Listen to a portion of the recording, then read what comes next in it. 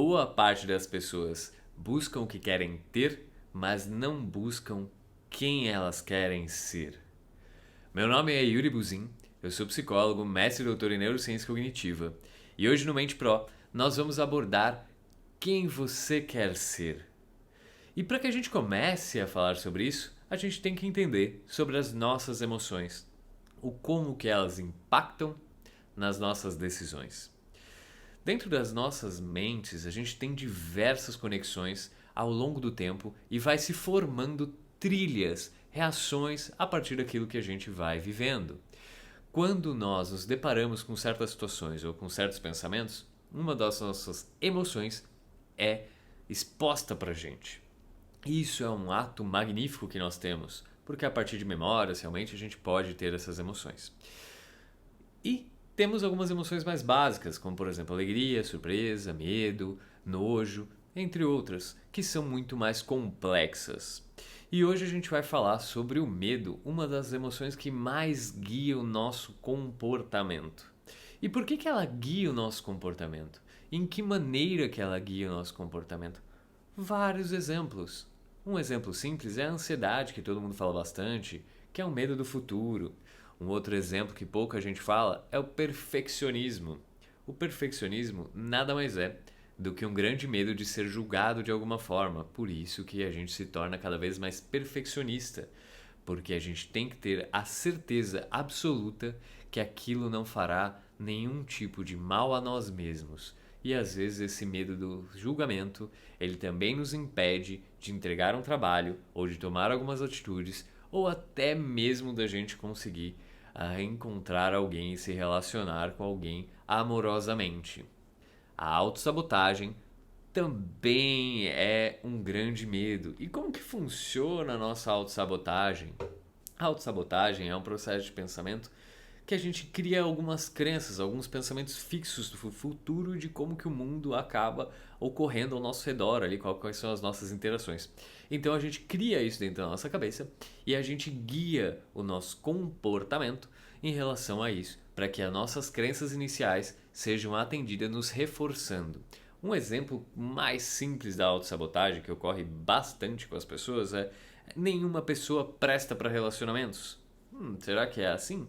Muita gente presta sim, muita gente é muito bacana, mas automaticamente, quando a gente começa a ter esse tipo de processamento e pensamento, a gente vai buscar atender as nossas crenças iniciais, porque a gente tem um medo muitas vezes de uma relação, ou a gente busca sempre o mesmo perfil de pessoas, esperando resultados diferentes.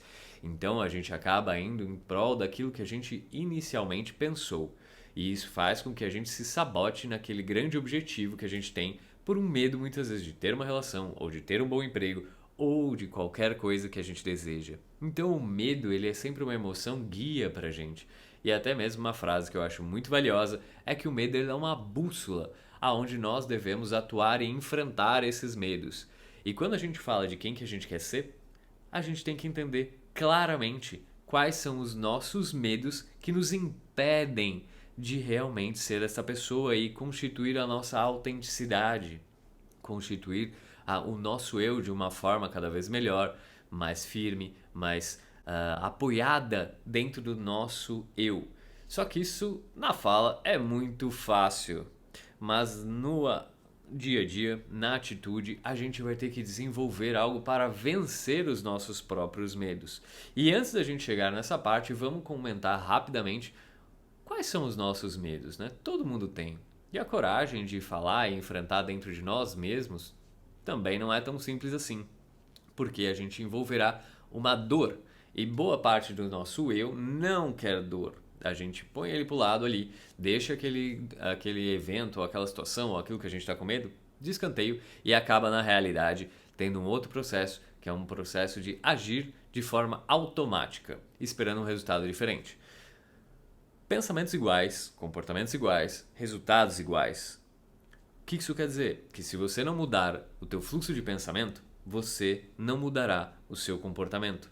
E quando esses estão em completos opostos, estou pensando algo e estou agindo de outra forma, eu basicamente entrarei em conflito. Por quê? Porque se eu quero emagrecer e estou comendo doce, conflito. Então, o meu desejo, o meu pensamento está indo para um caminho e o meu comportamento está indo para outro.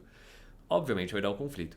Estou dando um exemplo aqui simplista, mas quando a gente for olhar o macro e o micro de cada um, a gente pode notar diversos conflitos que são pautados nisso. O que eu quero e o que eu estou realizando, o que eu penso e o que eu estou fazendo, aonde estão as minhas desejos, falhas e assim por diante, e aonde estão os meus comportamentos que acabam reforçando cada vez mais estes processos cognitivos de pensamento. Então vamos fazer primeiro uma autoanálise, que é o primeiro passo até mesmo do método PRO, que é um raio-x ali do comportamento. A gente tem que entender o que está acontecendo. A gente tem que entender aquilo que está nos machucando e literalmente quem a gente quer ser, esse projeto futuro, para onde nós vamos caminhar, como que a gente vai impactar a nós mesmos e sentir o bem-estar. Isso que a gente nem está falando do mundo externo, porque falar do mundo externo é igual a terceirizar muitas vezes algumas responsabilidades que a gente acaba atribuindo ao outro porque a gente tem dificuldade de assumir o nosso próprio eu e as nossas próprias responsabilidades em cima do caos que vivemos.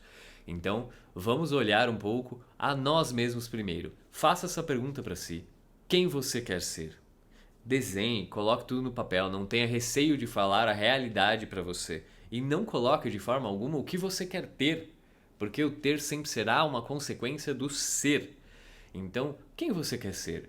Eu quero ser um psicólogo, eu quero transformar o mundo, eu quero ser um arquiteto, eu quero ser um médico, eu quero ser advogado, eu quero ajudar pessoas, eu quero ser uma pessoa boa, eu quero ser uma pessoa íntegra, eu quero ser uma pessoa honesta, eu quero ser um pai de família, uma mãe de família. O que eu quero ser? Então desenhe isso, coloque no papel e comece a se perguntar: o que eu mesmo estou fazendo que não me leva para este caminho que eu tanto quero? Ah, mas eu trabalho muito, mas eu isso, eu aquilo. Não é este momento de entender aquilo que basicamente está te impedindo de ser aquilo que você quer ser.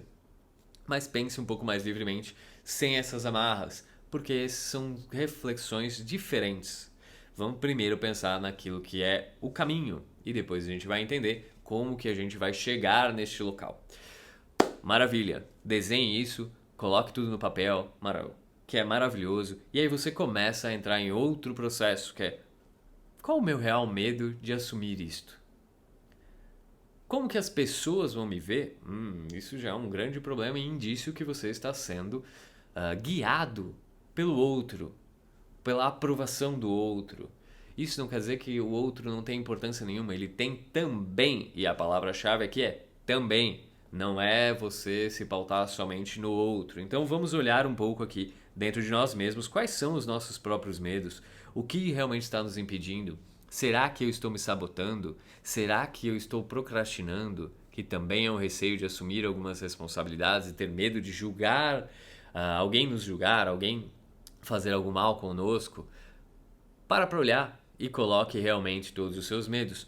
Todo mundo tem uma história que vai calcando, vai modelando, vai forjando o nosso próprio eu. E todos também somos passíveis de mudar desde que queremos. E isso é um parênteses enorme que eu vou fazer aqui. O outro não mudará porque você deseja. O outro mudará porque ele quer. Lembre-se muito disso. Então vamos nos ater sempre ao eu. Então o que eu quero? Quando você desenhar todos esses medos, eu tenho medo de ficar sozinho, eu tenho medo disso, eu tenho medo daquilo, a gente tem que começar a pensar num enfrentamento. Porque lembre-se, boa parte das nossas decisões não são pautadas no racional. Então realmente a gente vai tomar decisões a partir do nosso emocional. A gente imagina que é sempre decisão, ação e resultado. Não, ela é emoção, decisões, ações e aí sim resultados. Então, o que está pautando nossa realidade? Qual é a emoção que nos está guiando neste momento? E o quanto de transtorno isso está gerando pra gente? Às vezes a gente acha que não tá, mas está, a gente ignora. Então vamos parar para pensar um pouquinho.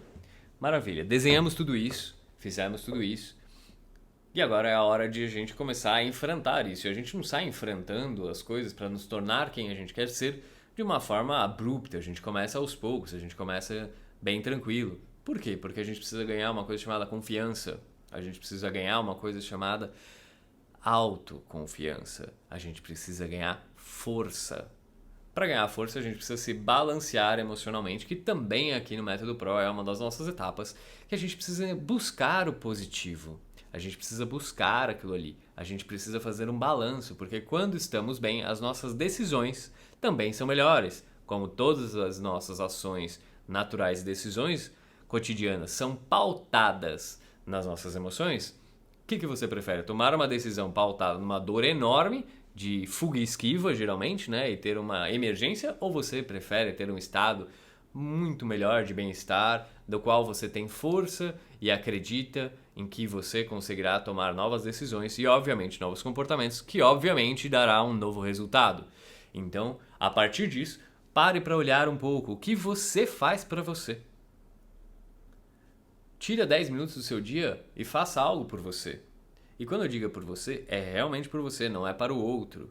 Porque este outro, neste momento, não é a nossa preocupação. A nossa preocupação neste momento é quem você quer ser, como que você irá transformar um pouco o teu eu, ganhar força, para que aí sim um dia você possa ter aquilo que você quer.